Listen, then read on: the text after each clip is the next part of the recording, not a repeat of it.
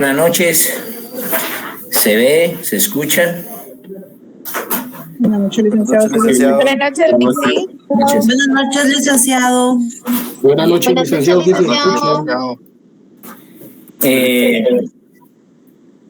Antes de empezar lo que tenemos, quiero fundamentalmente presentar mis respetos, admiración y cariño por el trabajo que se realizó en la manifestación del 20 de octubre. Si ustedes se dan cuenta, fuimos los únicos universitarios que salimos efectivamente a poner el corazón por nuestra alma mater, por nuestra facultad y por nuestra cátedra.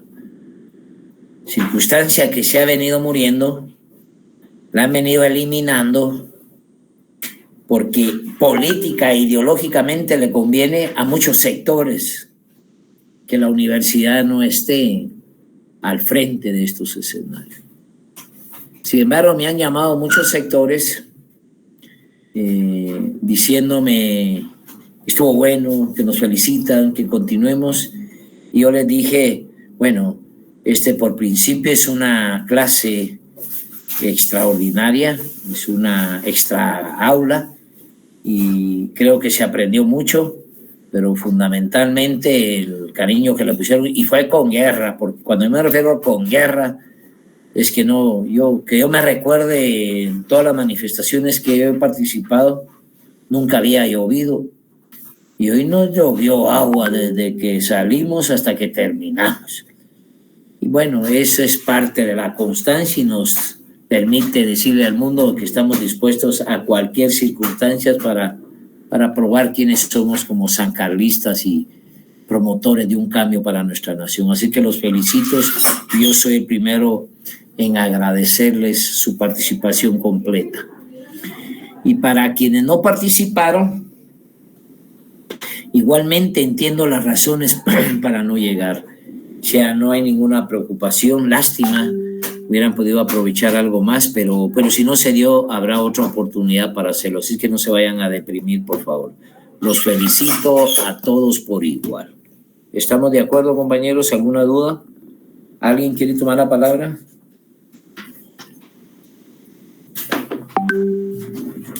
¿Ninguno? Yo, licenciado. Buenas noches, licenciado. Sí, Marvin. Solo felicitarlo porque fíjese, licenciado, que hablábamos con unos compañeros y créame, Lee, que nos inyectó mucho positivismo en esa actividad. La verdad, en lo personal a mí me gustó y lo voy a seguir así. Se cortó ahí, Marvin, la comunicación. ¿Quién iba a hablar? ¿Claudia? ¿Alguien más iba a tomar la palabra? Silvia. Sí, Silvia. ¿Tiene la palabra Silvia? Sí, buenas noches, licenciado.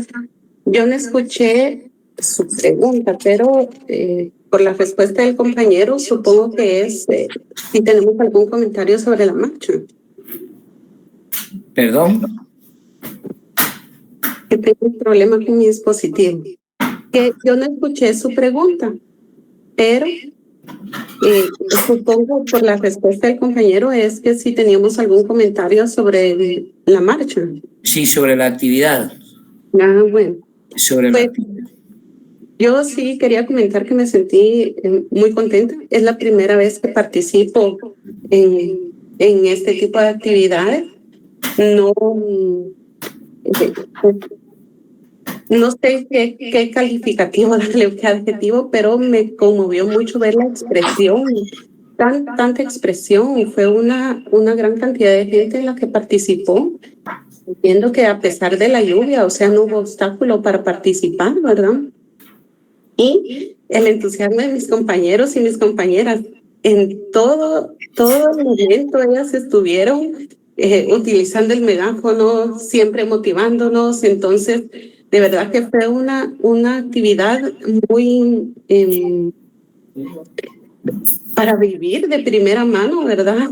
Este tipo de expresiones públicas, que a mí lo que me hace es motivarme para el siguiente año participar, estar mejor preparada, ¿verdad? Y poder participar. Bueno, muchas gracias, Silvia, por tus comentarios. ¿Algún otro comentario? Bien. ¿Quién es? Vamos, bueno, reitero mi agradecimiento, un aplauso fantástico. Vayamos a los exámenes, vayamos a lo que nos corresponde a la otra parte. El grupo número 1. ¿Quién es el grupo número 1? Nosotros. Perdón, es que estoy utilizando 2 dispositivos, pero no sé si ahí se escucha bien. Reforma agraria en Colombia. Sí, así es. Okay. Vaya que sí tiene un reto. Sí, esperamos hacerlo lo mejor posible. Solo quiero preguntar, mis compañeros, ¿todos los del grupo estamos ya presentes?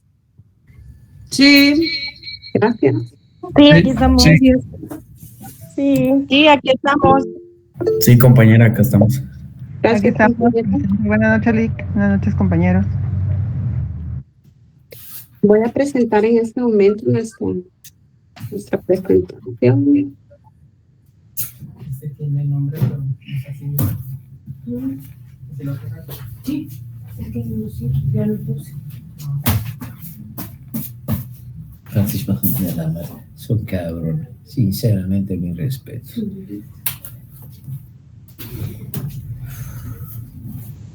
Ahorita lo coloco. Aquí lo tengo, ¿no?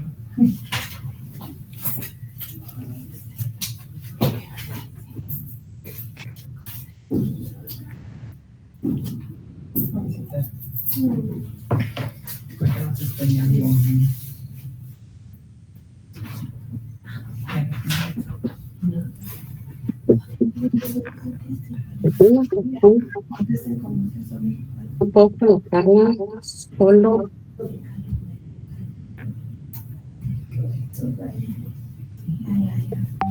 Perdón. Te ponemos una marca.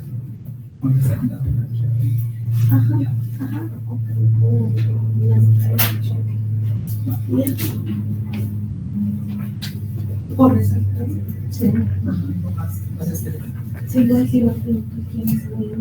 ¿Se ve la presentación?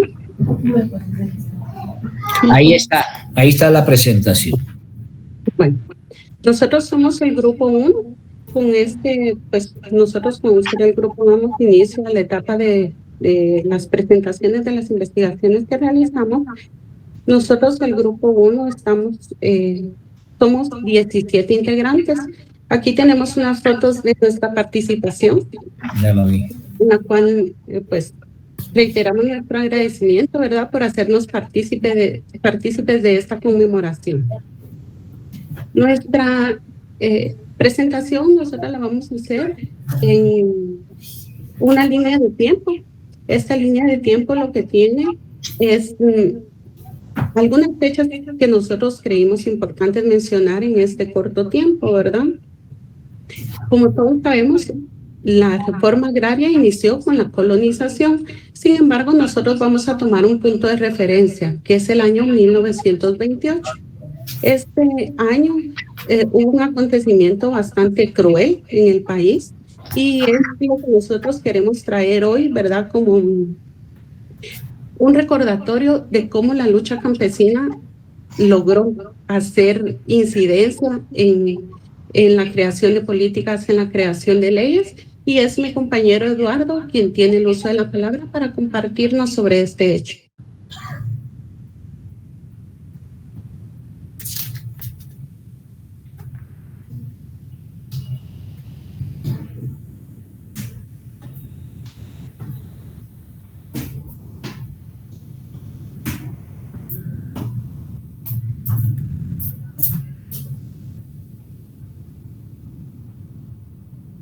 Eduardo, ¿estás ahí?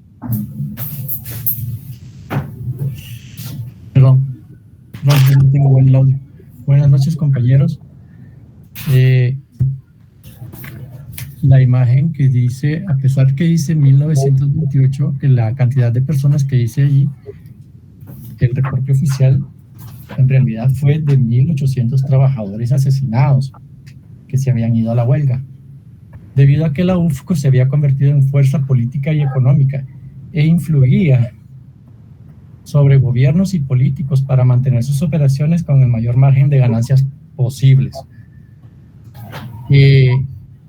Esto de los 1.800 trabajadores nunca se reportó, pero en realidad fue esa cantidad de personas asesinadas en la huelga. El gobierno reportó únicamente una cantidad mínima, pero en realidad en alianza con la United asesinaron a esa cantidad de trabajadores. Sacaron esa noticia. Sí, estoy oyendo, estoy viendo ahí, me parece, tenía rato de no escuchar esto, ya se me había olvidado. Pero veo que el texto, que es un desclasificado norteamericano desde la fecha para cuando salió la publicación por este norteamericano, qué tremendos, qué tremendo. Pero continúa, no quise parar esto, perdón, me metí ahí, no, nada que ver, me parece eso formidable simplemente. Gracias. El punto es que el gobierno quiso parar, aliado siempre con la United Fruit, la huelga de los trabajadores que pedían mejoras salariales y mejoras laborales, y lograron asesinar a ese montón de gente, a esa cantidad exagerada de gente. La siguiente. Gracias, Silvia. El presidente Alfonso López Pumarejo, en su primer periodo presidencial, que fue de 1934 a 1938, impulsó medidas progresistas, como la apertura de la economía, la reforma,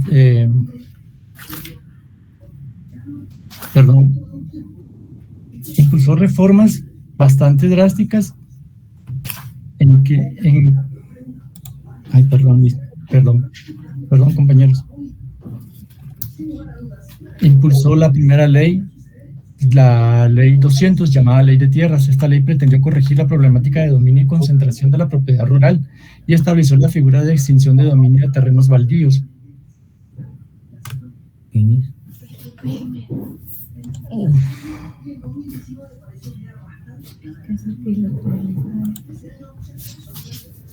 Perdón.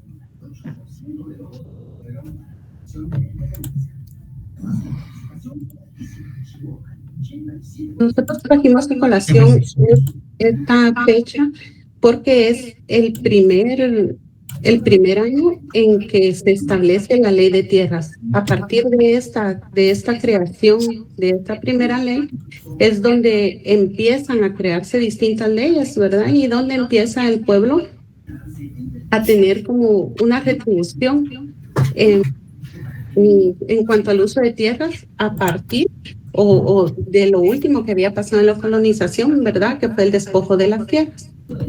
Con esto damos continuidad, ¿verdad? Ahora le corresponde a nuestra compañera Natalia, que va a continuar con la presentación.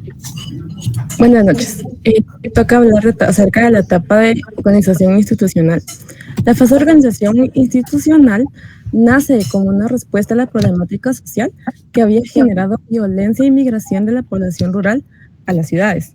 El inicio del conflicto armado provocó mucho desgaste en los productores agrícolas, el sector del café y el sector industrial, creando así una gran tasa de desempleo. En respuesta, el Estado intensificó los procedimientos para afectar la tenencia de la tierra y se abre paso a la extensión de dominio por la vía administrativa de las tierras explotadas que no fueron explotadas de la manera más adecuada posible. Se institucionaliza la voz campesina a través de la creación de la Asociación Nacional de Campesinos, de Usuarios Campesinos, como sus siglas lo indican, la ANUC. En la siguiente diapositiva se da el declive de la reforma agraria. La Ley 4 de 1973 propone cambios para mitigar la Ley 1 de 1968, en la que se establecen nuevos criterios para la calificación de los predios explotados. Mediante mínimos de productividad, se reducen los trámites de adquisición de tierras mediante negociaciones directas, la cual se agiliza la adjudicación de tierras a los beneficiarios pues, de esta negociación. Con el incremento de la pobreza y el desplazamiento forzado, el INCORA adquiere nuevos objetivos. Con la Ley 35 se autoriza la institución de la reforma agraria para negociar la compra de tierras a precios inferiores del avalúo, efectuando el pago con un menor plazo. Así bien, se debían de reforzar programas de adquisición, obras de infraestructura, programas de fomento agropecuarios, vivienda, capacitación, asistencia técnica, y en esta etapa la reforma agraria, como bien lo dice la diapositiva, enfrenta serios obstáculos debido a la violencia, el narcotráfico y la falta de recursos.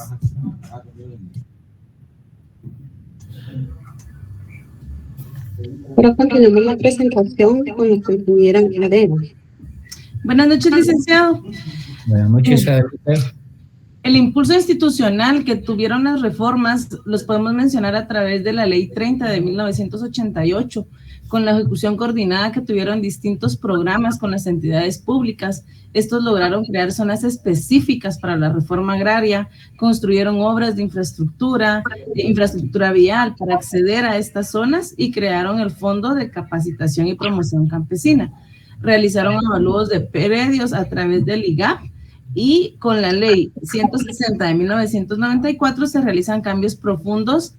Las tierras dejan de adquirirse de forma gratuita, se crea un mecanismo de adquisición por una compra directa que los campesinos podían hacer, donde ellos cubrían el 70% del valor y el otro 30% lo cubrían a través de una línea de crédito especial. Solo tengo dudas, si se me escucha bien, es que tengo miedo con mi internet. Se escucha bien. Gracias. Entonces les comentaba lo de la línea de crédito que cubría el otro 30% para poder financiar, pero para poder adquirir las tierras de esta forma, los campesinos tenían que presentar proyectos de productividad. Por ejemplo, demostrar que sabían trabajar la tierra, que por ejemplo tenían un asadón, que tenían una pala para poder trabajarla. De lo contrario, si no cumplían este requisito, no les daban el acceso a este beneficio.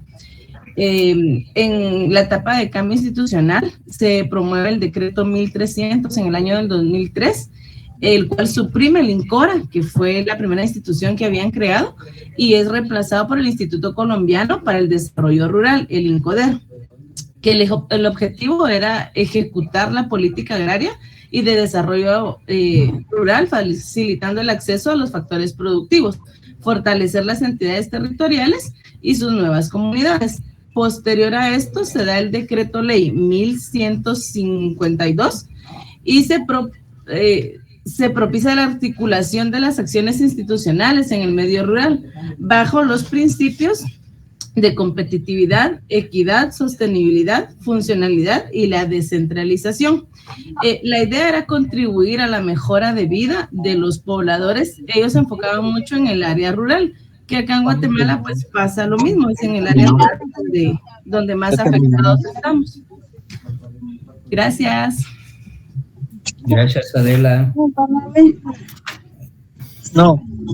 ¿Ah?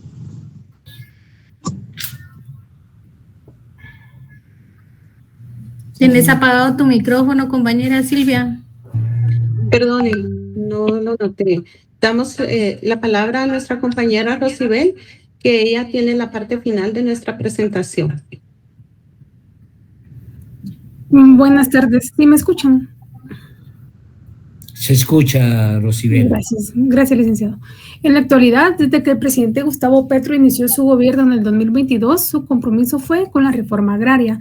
Por eso decretó el Sistema Nacional de la Reforma, que incluye 8 aspectos que son los siguientes. Número 1, de adquisición, adjudicación de tierras, garantías de derechos territoriales de los campesinos, pueblos indígenas y de las comunidades negras, afrocolombianas, raizales y palenqueras.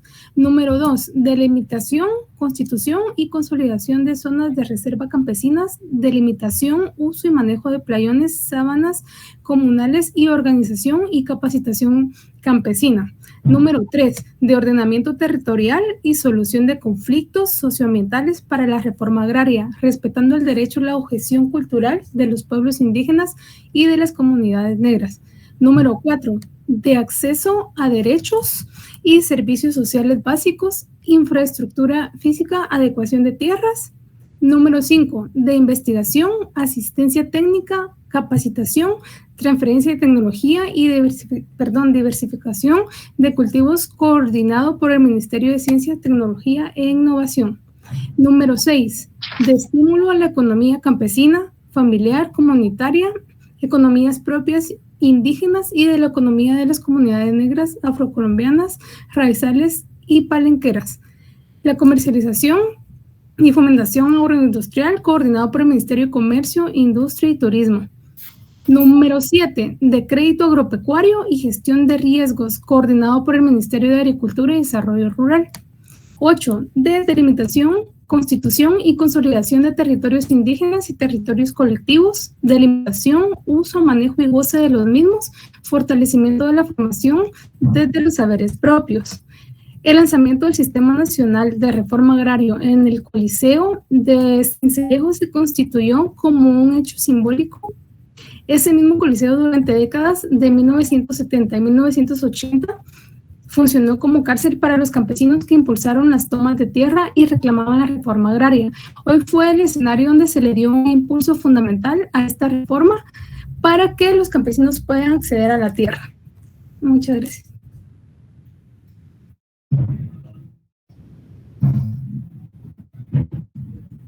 Y con esto nosotros terminamos nuestra presentación con este hecho simbólico, como comentaba la compañera, ¿verdad? Este lanzamiento del Sistema Nacional de la Reforma Agraria se dio en un lugar donde habían habido matanzas, donde habían establecido cárceles y hubieron asesinatos. Entonces, se da en un tiempo en el que el presidente Petro decide que se haga en este lugar como este hecho simbólico de su compromiso por la lucha de la reforma agraria. Gracias, licenciada y compañeros. Bien, voy a hacer breves comentarios. Yo me recuerdo que les dije que tenían que tomar a Gustavo Petro. ¿Y por qué? Porque en toda la historia de Colombia es el primer presidente de izquierda en Colombia. Un presidente que viene de la guerra, de la montaña, de la Chorriat, se arropa en los valores institucionales. Hoy por hoy se le reconoce como un personaje en el mundo con una propuesta ambiental única para el mundo, para el planeta. Pero independientemente de eso, es la maratón que llevan para implementar precisamente el concebir 500,000 hectáreas, 1 millón de hectáreas, definiendo así mismo que no es cualquier tierra, sino las tierras fértiles. Atendiendo que anteriormente cualquier denuncia, al igual que acá con el tema del INTA, solo por poner un ejemplo, el papá de la señora Rigoberta Menchú, don Vicente, él llegaba al INTA a denunciar que había un terreno baldío, y o sea que la tierra tenía que estar ocupada de acuerdo a la ley del INTA, y ponían las denuncias y se le daba al propietario plazo para que llegara y expusiera si estaba en desuso la tierra y cualquier pretexto tenía. Pero jamás el campesino tuvo acceso por la vía esta de la ley del INTA, Instituto Nacional de Transformación Agraria, es resolver la problemática agraria del país. Hoy, en este marco de la presentación del presidente, de acuerdo a lo que ustedes manejan acá, me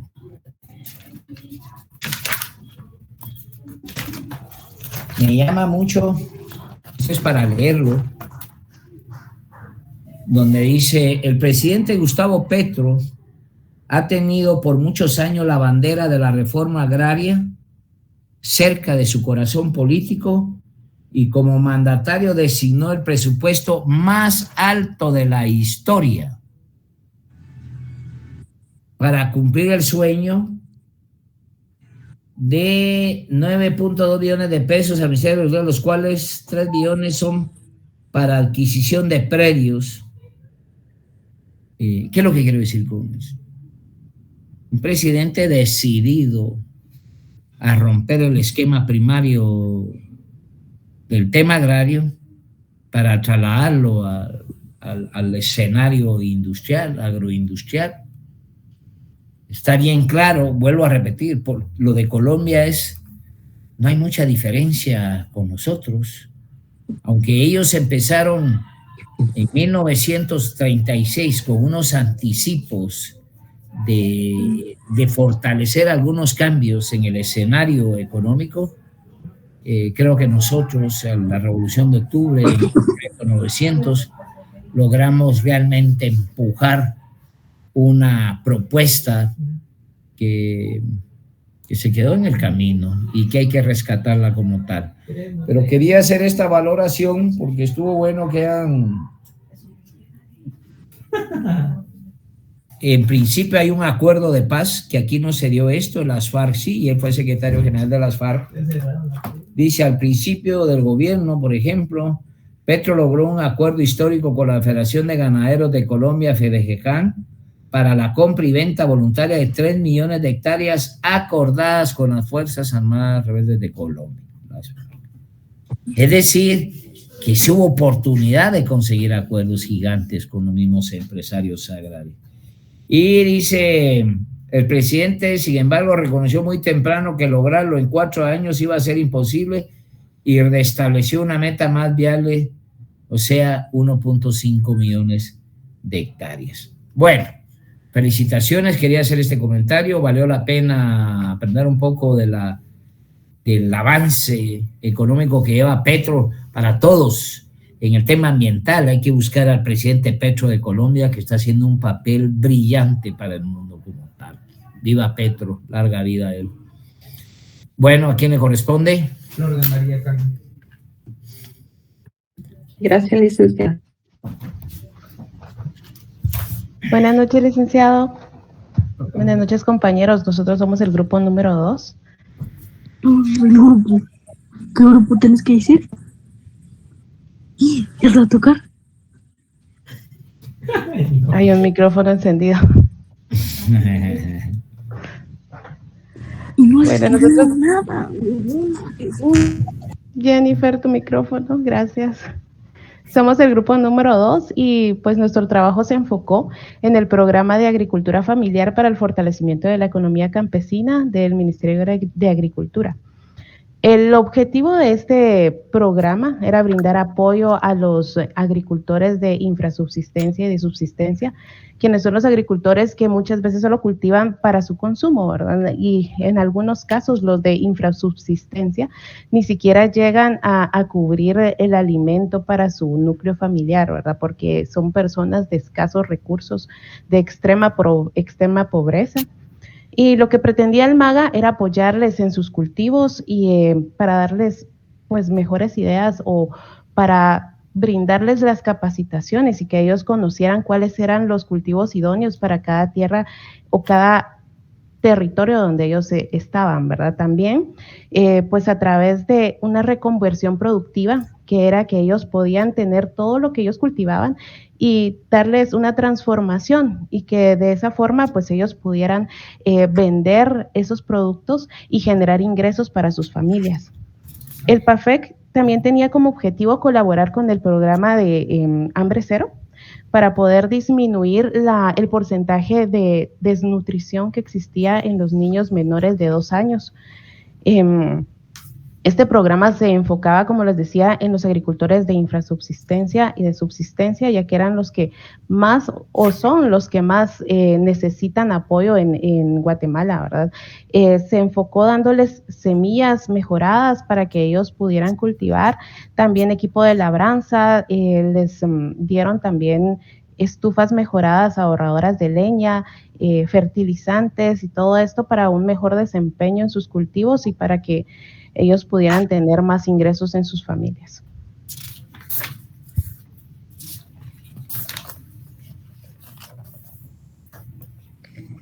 El PAFEC tenía un enfoque territorial programado. El programa consideró varios criterios de planificación. Perdón, ¿se me escucha bien? Sí. Gracias.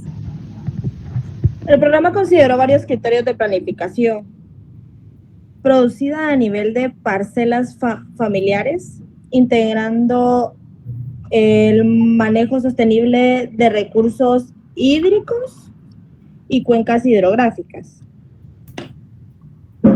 También las llamadas zonas de vida.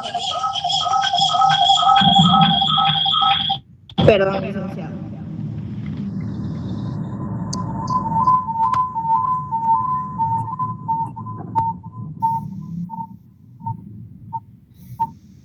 Solo voy a cambiar de dispositivo.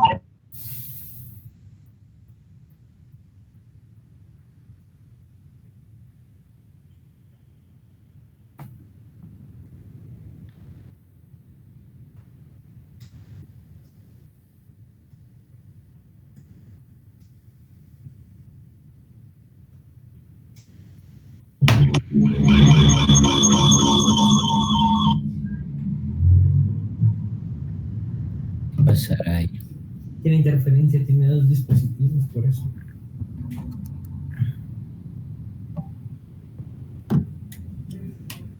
Perdón, ya me...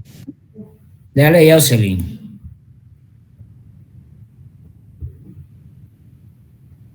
No se escucha, Jocelyn. Ya se escucha. Oh, no hay micrófono. No hay... Jocelyn, tu micrófono. No hay micrófono. Jocelyn, no hay micrófono. Yo creo que ahora no nos escucha, está emocionada ahí. Está bien que esté emocionada, pero no hay micrófono. Dice, ella no mira a nadie. No hay micrófono.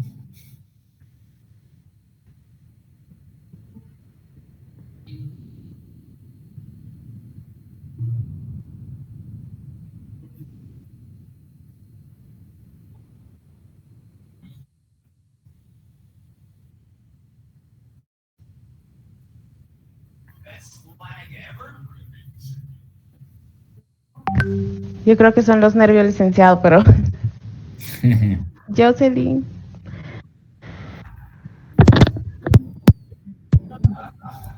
Yo creo que le vamos a aplaudir a Jocelyn. Ahí ya se escucha. ¿Jocelyn? No, todavía no.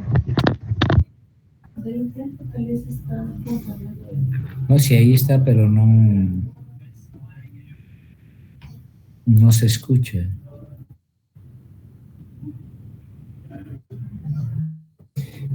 ¿Quién es la coordinadora, Flor? Yo soy la coordinadora. Bueno, asume tú quién le continúa con la otra parte del tema. Fíjese que solo vamos a exponer nosotras dos porque queríamos hacer una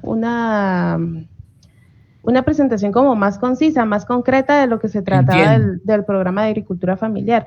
Y lo que se enfocó, como les estábamos comentando, era en darles apoyos a través de capacitaciones con los extensionistas del Ministerio de Agricultura, a través del Viceministerio de Desarrollo Económico Rural, que fue quien trabajó este programa a través de sus direcciones. Y trabajó desde el 2012 Al 2015 trabajó como en el nombre de Programa de Agricultura Familiar para el Fortalecimiento de la Economía Campesina, PAFEC. Después del 2015, con los cambios de gobierno y todo lo que pasa siempre con todos los proyectos en los ministerios, el programa siguió trabajando, todavía se trabaja, pero ya solamente con el nombre de Programa de Agricultura Familiar, siempre dando apoyo a estas familias de subsistencia e infrasubsistencia, que son a los que se enfoca este programa del PAFEC. Yo creo que ya se le escucha. Adiós, Jocelyn. Buenas noches, perdón, tuve dificultades con mi dispositivo. Disculpe, licenciado. Voy a iniciar nuevamente comentándoles... No, continúa, donde te sientas mejor, pero salgamos ya porque ya pasó el tiempo y tenemos que entrarle a otro. No tenga pena, licenciado. Vamos a hablar rapidito.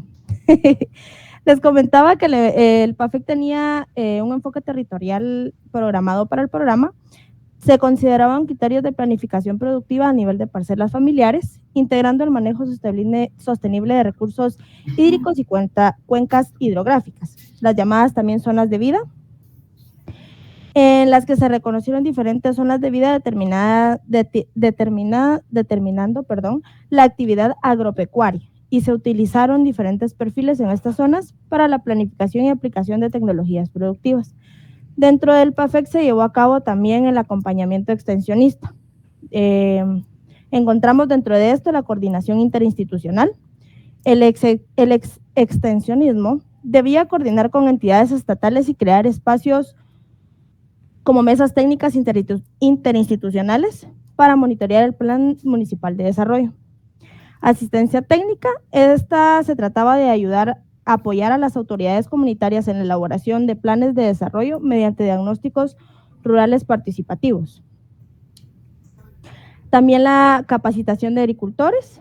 Esta se trataba más que todo de asesorar a los agricultores para sistematizar y mejorar sus prácticas productivas, fomentando dentro de ello la total innovación. La temporalidad del plan inicialmente era de 2012 a 2015. Esta contaba con 4 etapas que se llevarían a cabo durante los años del plan. En el 2012 se desarrollaría la primera etapa, que sería la adecuación interinstitucional y elaboración del plan multianual. En el 2013, la segunda, que sería la dinamización de la economía campesina y ordenamiento territorial. En el 2014, la tercera etapa, que se trataría de la identificación de problemas y evaluación de resultados. La cuarta etapa sería en el 2015, que sería la consolidación de la economía campesina y planificación de sostenibilidad del plan. El programa continuó trabajando de 2016 a la fecha bajo el nombre de Programa de Agricultura Familiar. ¿Estamos? Estamos, muchas gracias compañeros y muchas gracias licenciado. Perdón por los pequeños detalles técnicos que tuvimos por ahí. No, yo entiendo los inconvenientes, no hay ninguna discusión al tema, ya saben que yo no me alarmo por eso, ustedes son los que se alarman. Gracias. Sí, es un poquito el llamado, no porque el trabajo no esté completo, sino faltó tal vez un marco de una crítica en tanto que estos programas que se han venido manejando en los últimos años para orientar la problemática agraria del país proveniente de la FAO, proveniente de la ONU, proveniente de muchos organismos internacionales, no es exactamente una propuesta que rompa las estructuras materiales económicas del país. Esto es como una crítica, no estoy hablando que ustedes hicieron mal su trabajo. Estoy hablando que estos son los escenarios que comúnmente se trabajan en nuestros países, es decir, es en la práctica del Ministerio de Agricultura. Pero ¿por qué no hacemos como Gustavo Petro? Pues? ¿Por qué no hay un planteamiento global como la magnífica propuesta que tiene Petro en Colombia? Porque para empezar, él políticamente se encuentra definido y viene con una historia de lucha y no hay para dónde, pues tiene una profunda adecuación política en Colombia como tal y de alguna manera respaldo de la población. En este caso, vuelvo a insistir, todos estos escenarios vienen a caer como la parte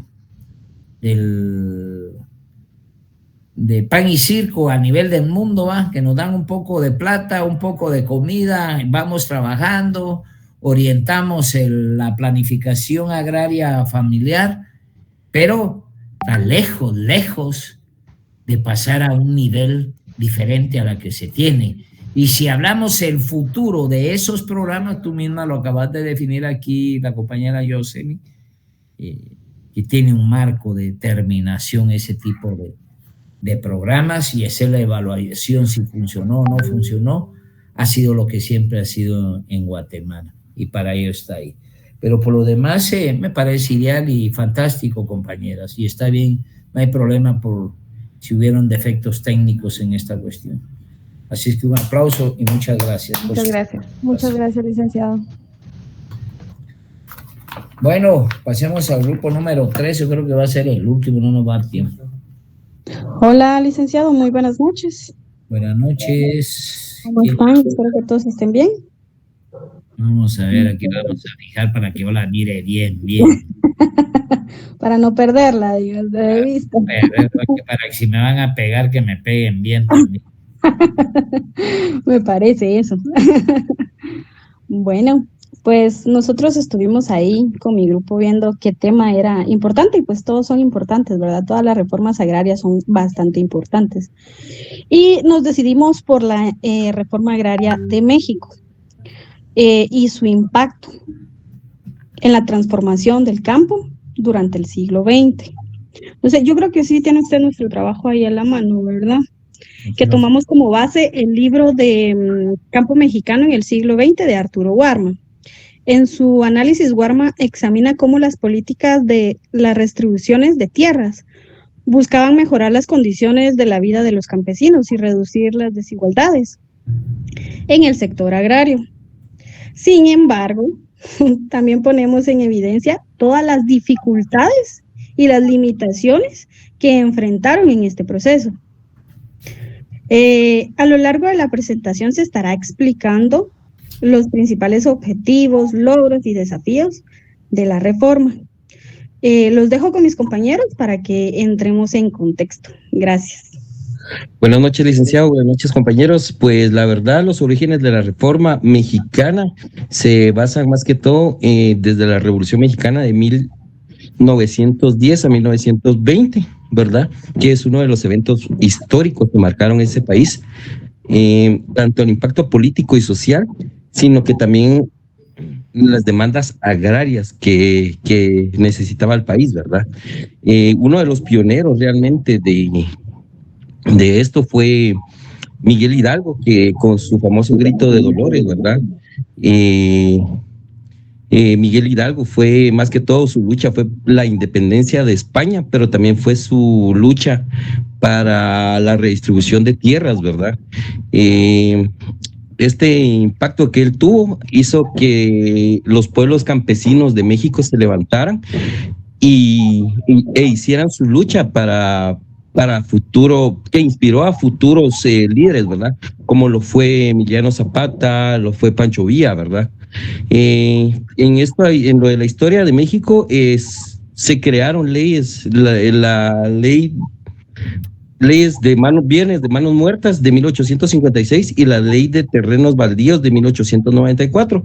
Estas leyes permitieron que el gobierno se apoderara de las cantidades de tierras, ¿verdad?, que tenía el país, privatizándolas, y como resultado para el año de 1910, que fue cuando empezó la revolución, el 97% de campesinos no poseían tierras para poderlas trabajar, y más del 90% de sus propiedades en terreno no se podían explotar, ¿verdad? Esto fue más que todo en el gobierno de Porfirio Díaz, que él estuvo durante más de 30 años en el poder, ¿verdad? Hasta que llegó Francisco Madero a derrocarlo, ¿verdad? Y aquí fue donde él inspira y hace, más que todo, es la figura clave de la Revolución Mexicana, pidiendo la reforma democrática y la destitución de Porfirio, ¿verdad? aquí es donde ya se unen a su lucha Emiliano Zapata, ¿verdad? Redactando el plan de Ayala, el documento que estableció la base de las reformas agrarias zapatistas, ¿verdad? Continuamos con algún compañero. Vamos.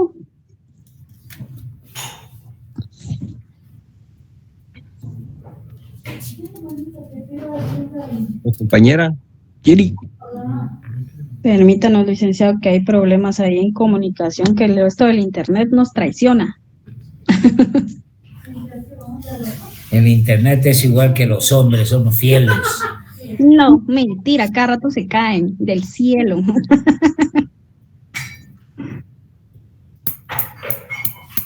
En lo que revive la comunicación, también quería hacer como una pausa y tal vez hacer la comparación con usted, licenciado, acá con los líderes que necesita el país, ya que no es mi primera participación en una marcha, ahí tomando el micrófono y quedando afónico, ¿verdad?, con los compañeros, y pues una experiencia muy bonita, y esperamos que el próximo año se repita y este año no solamente sean 2 secciones, sino la facultad completa, ¿verdad? Esperamos que así sea. Esperamos que así sea. Perdón, Amos, ¿ya estás listo? ¿Vas a continuar?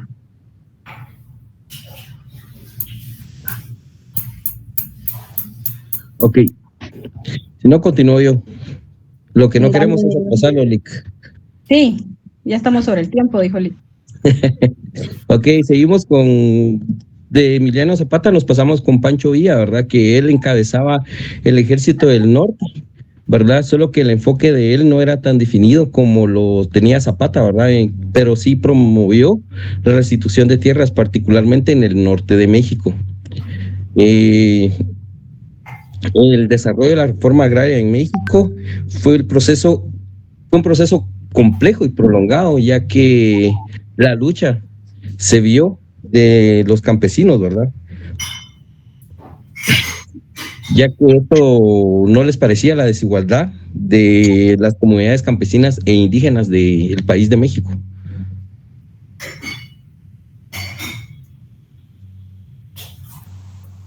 Bueno, licenciado, yo considero de que al final de todo esto, la obra nos invita como a reflexionar sobre el legado inconcluso, porque al final se ha luchado, siguen luchando y vamos a seguir luchando, pero también tenemos que recordar que la justicia social es un proceso constante que requiere perseverancia, conciencia y compromiso a largo plazo.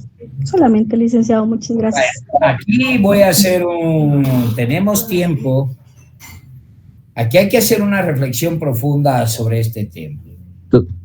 Todavía hay un poquito más de tema, pero ahí, yo quisiera dejarlo ahí, porque está bien que la Revolución Mexicana, su profundidad fue precisamente el romper con ese vacío legal, en cuanto que el 97% de los campesinos no tenían acceso a la tierra. Entonces la lucha de Zapata, la lucha de Villa, la lucha de Hidalgo, dieron como sentado ejemplos tonificantes de una propuesta revolucionaria que dio como sentado, por ejemplo, la nacionalización de la energía eléctrica, la nacionalización del petróleo y disponer ampliamente de los conceptos de la tierra en México. Pero por supuesto que todo este escenario mexicano desde el inicio, por los mismos razonamientos e imposiciones neoliberales internacionales, especialmente comandadas por los Estados Unidos, han dado al traste cualquier propuesta de transformación agraria en América Latina. Hoy por hoy, yo no puedo dejar por un lado la propuesta revolucionaria de López Obrador, ni la continuidad que ha hecho ahorita la presidenta Sheinbaum Pardo. No puedo dejar eso por un lado. México tiene una transformación agraria profunda, y cuando se habla de transformación agraria, no es solamente ver el escenario de la tierra, sino la capacidad de poder profundizar en la diversificación, el pasar a la industrialización, el tener la propuesta mercantil, el tener todos los días que el escenario propio de una reforma agraria contribuye a desarrollar una nación. Hoy México viene siendo precisamente un ejemplo de esa naturaleza. En el tema del cuidado del agua, el cuidado de los bosques, ven ustedes, por ejemplo, que cerró esa planta Vulcan. Es importante que conozcan esa planta Vulcan. Vulcan es, en el territorio mexicano, destruyó la selva la selva mexicana, especialmente donde se encuentran los grandes cenotes, las grandes de Playa Blanca y de, ¿cómo le llaman?, de este fondo marino que hace efectivamente ser la fauna marina, que es profundamente importantísima para el planeta. Y esta empresa sacando tierra para llevarla a Estados Unidos y que le sirva para hacer carreteras, no importando la destrucción precisamente del área verde mexicana, y haciéndolo con una libertad, porque los gobiernos neoliberales mexicanos, todos corruptos, que esos temas corruptos de los mexicanos involucran a los guatemaltecos en su televisión, TV Azteca y toda la porquería de noticieros que nos vienen acá, que no son ni más ni menos que una réplica de la derecha mexicana y que no nos vayan, o sea, no nos entregan a ver la información real de lo que sucede en México. Hoy por hoy, con la reforma constitucional en México, hay una apertura más dinámica, porque quien decide hoy por hoy quiénes van a elegir a los juzgadores o a los magistrados en México va a ser la población. Por primera vez en el mundo. Por primera vez en el mundo una nación latinoamericana está poniendo ejemplos. Y eso es bien importante comprenderlo.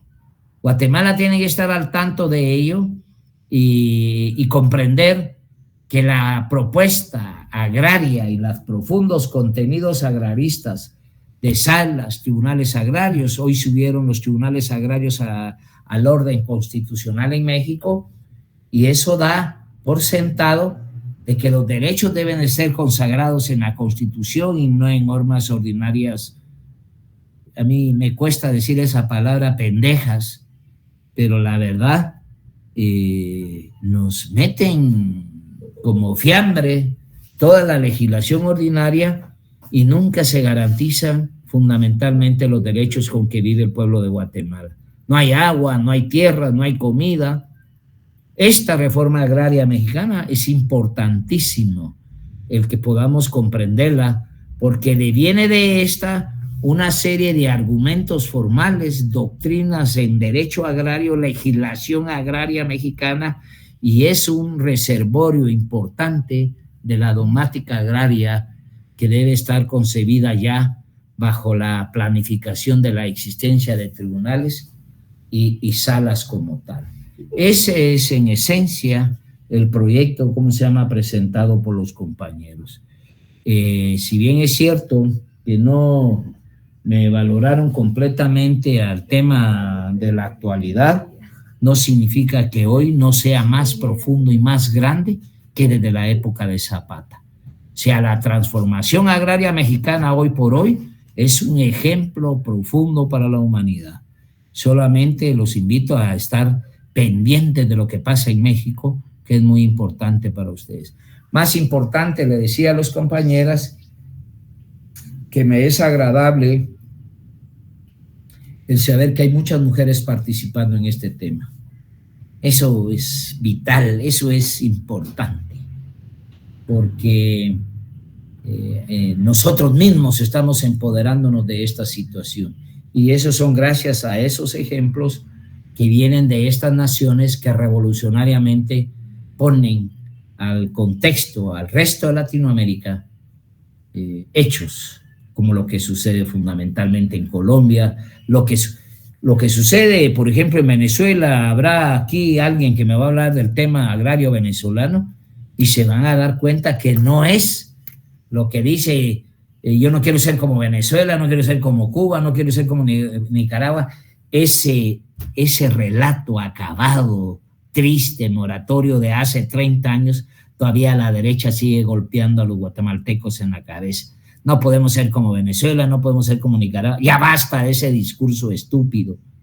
No dan nada concreto, no definen absolutamente nada más que una antipatía total con aquellos gobiernos progresistas que tienden a transformar una nación. De mi parte, buenas tardes, compañeros. Dejamos la clase ahí para la próxima, el miércoles, y felicitaciones a quienes participaron ahorita. Gracias, licenciado. Gracias. Gracias, licenciado. Que pase feliz noche. Gracias, Lee. Feliz noche. Feliz noche, licenciado. Feliz noche, licenciado. Feliz noche, licenciado. Feliz noche, licenciado. Feliz noche, licenciado.